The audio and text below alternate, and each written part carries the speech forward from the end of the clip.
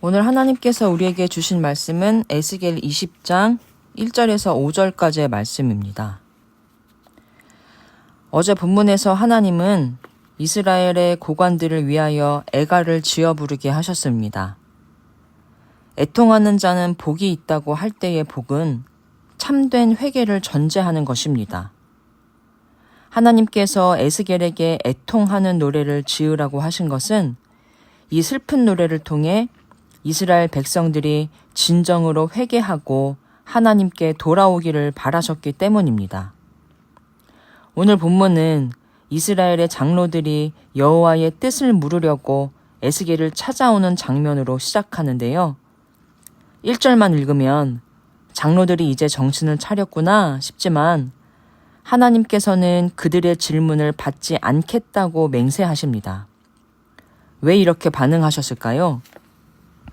하나님 앞에 나와 있는 이스라엘 백성들의 겉과 속이 달랐기 때문입니다. 선지자를 찾아와 하나님의 뜻을 묻는 것은 겉으로 보기에는 아주 신앙적인 행동입니다. 그러나 그들의 속마음은 여전히 우상 숭배 중이었습니다. 교회 밖 사람들은 하는 일이 잘 풀리지 않으면 답답한 마음에 점집을 찾아가 언제쯤 이 문제가 해결될까요? 무엇을 바꿔야 내 뜻대로 일이 풀릴까요? 물어보러 다닙니다. 질문의 목적은 나의 안위입니다. 이스라엘 장로들이 하나님의 뜻을 묻겠다고 에스겔을 찾아왔지만 하나님의 뜻에 순종할 마음으로 나온 것이 아니라 하나님의 정하신 뜻을 나의 뜻에 맞춰 좀 변경하실 수 없는지 묻기 위함입니다. 교회 밖 사람들이 점집 찾아간 것과 별로 다를 게 없는 마음입니다. 그 마음의 상태를 하나님께서는 다 들여다보고 계신 겁니다. 4절입니다. 인자야, 내가 그들을 심판하려느냐, 내가 그들을 심판하려느냐. 너는 그들에게 그들의 조상들의 가증한 일을 알게 하여 이르라.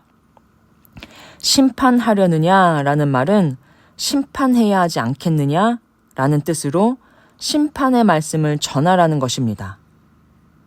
그들이 심판받아 마땅한 이유는 그들의 조상들이 저질렀던 가증한 일을 후손인 너희들이 똑같이 행하고 있기 때문이라면서 아주 오래된 이야기를 꺼내십니다. 하나님께서 자기 백성들에게 자신을 소개할 때 가장 많이 언급하는 사건이 무엇인지 혹시 아시나요? 오늘 본문 5절에서도 말씀하시는 나는 너희를 애굽 땅에서 인도하여 낸 여호와 너희 하나님이라는 소개입니다. 하나님은 성경 곳곳에서 굉장히 자주 너희를 애굽 땅에서 건진 나 여호와를 기억하라고 말씀하십니다. 이것은 출애굽 사건이 하나님과 이스라엘 백성 사이에 굉장히 큰 의미를 갖기 때문입니다. 출애굽의 완성이 된 사건은 홍해를 건넌 것입니다.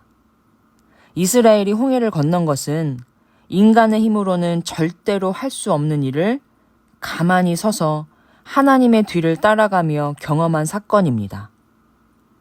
앞뒤로 꽉 막혀 죽을 수밖에 없는 상황에서 하나님이 홍해를 가르셨고 그 바다를 건너므로 출애굽이 완성됩니다.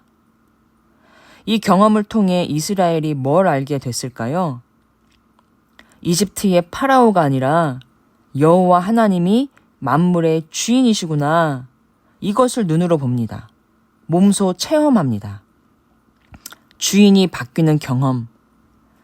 죄와 죽음의 권세인 파라오의 질서로부터 빠져나와 하나님의 백성이 되는 과정 중에 홍해를 건너는 일은 필수인데 이것을 신약 성경에서 세례라고 표현합니다.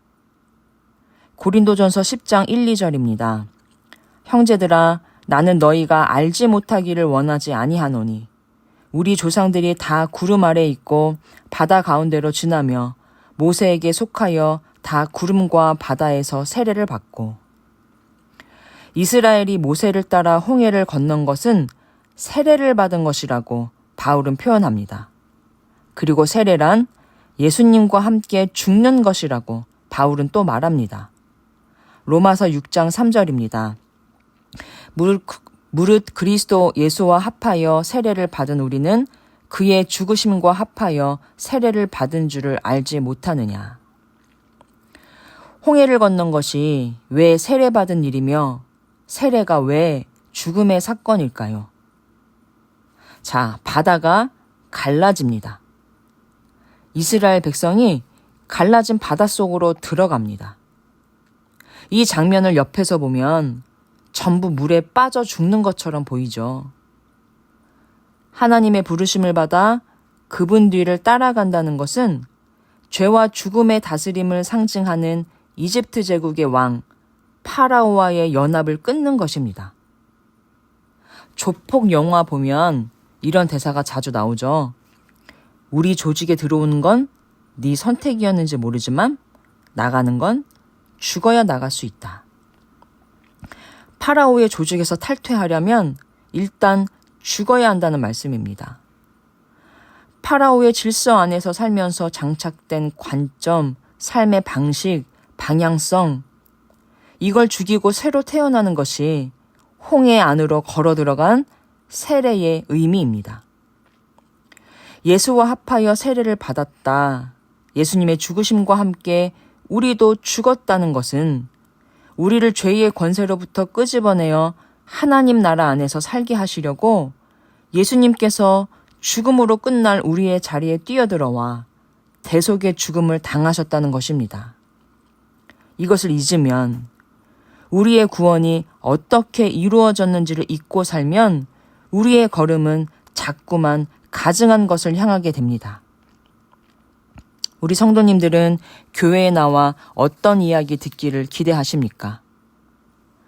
급변하는 흐름에 뒤처지지 않기 위해 최신 동향에 대한 팁을 얻으러 교회를 찾는 사람은 없을 것입니다.